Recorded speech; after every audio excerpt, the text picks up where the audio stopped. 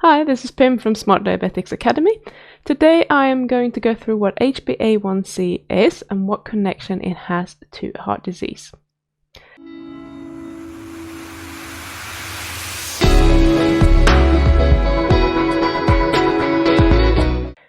So in today's video, we're going to have a look at HbA1c, what it means, and what potential health risk a high HbA1c carries.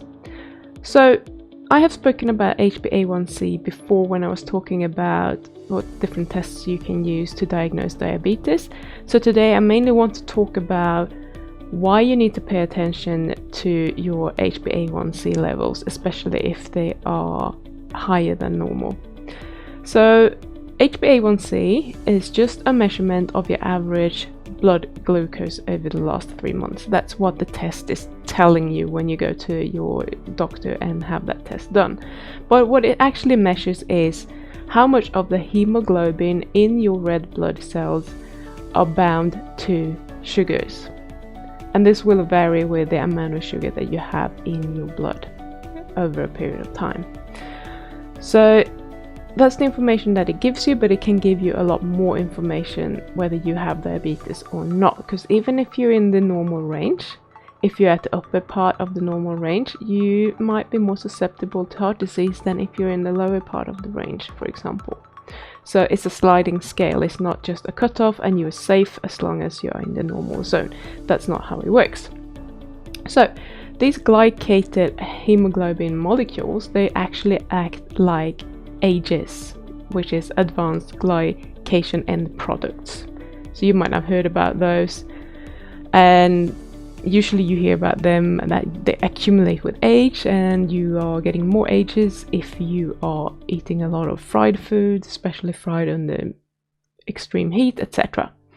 So these AGEs have been blamed for quite a lot of things, among them diabetes, heart disease, but also kidney failure, Alzheimer's disease, and premature aging in general. So those kind of things. So no one wants to have a lot of AGEs in their body. They're not really good for anything. They're just detrimental for your health. So when you have a lot of glycated hemoglobin in your body, what that means is that you have a lot of AGEs. And these AGEs, they actually connect to a receptor called RAGE.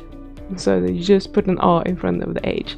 So when the RAGE receptor gets activated, several different pathways will be activated, but there are two that are especially important for your heart health. So these are, the first is a pathway that is called the NOX Pathway.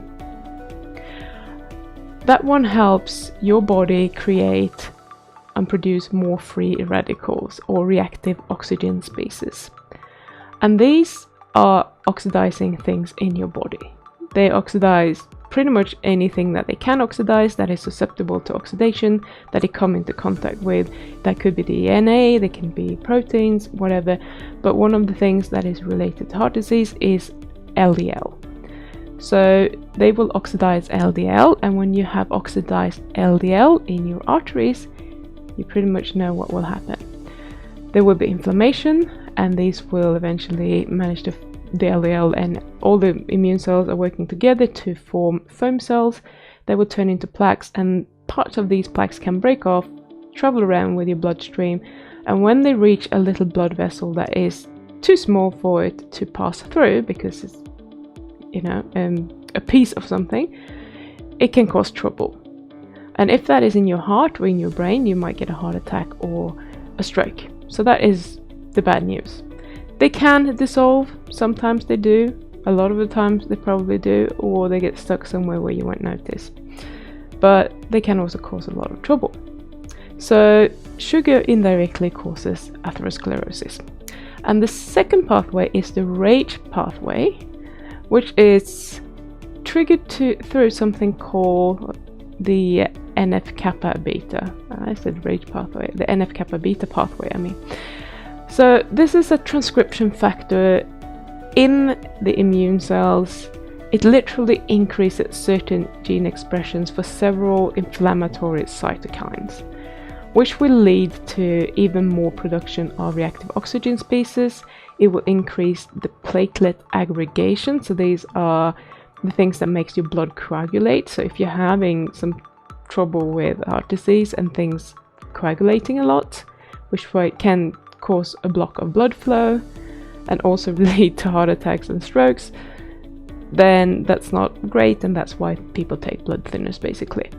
It causes leukocyte migration and proliferation, which just means that it will create more immune cells and they will go to places of inflammation, and if you would then have oxidized LDL in your arteries, you will get a massive immune response there, and this will just propel you towards severe heart disease very, very quickly.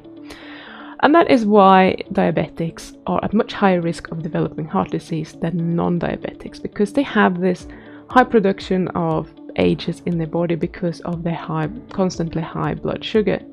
So whether you have diabetes or not, it's really important that you pay attention to your HbA1c levels. And it's just a really, really good indication of your heart health and how much inflammation you're likely to have going on in your body.